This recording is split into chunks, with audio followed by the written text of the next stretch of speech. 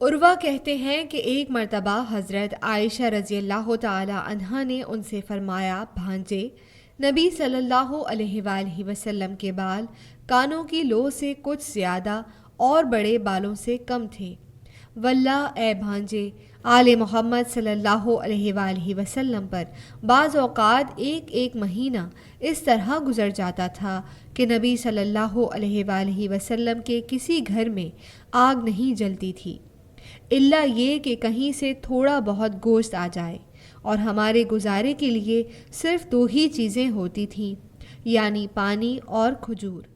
البتہ ہمارے آس پاس انصار کے کچھ گھرانے آباد تھے، اور جس وقت نبی صلی اللہ علیہ وآلہ وسلم کا وصال ہوا تو الماری میں اتنا بھی کھانا نہ تھا جسے کوئی جگر رکھنے والا کھا سکے،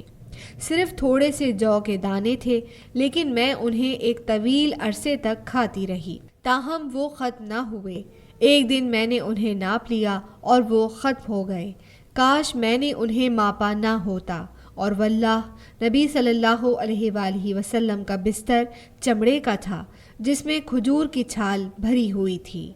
مسند احمد، حدیث نمبر 23668۔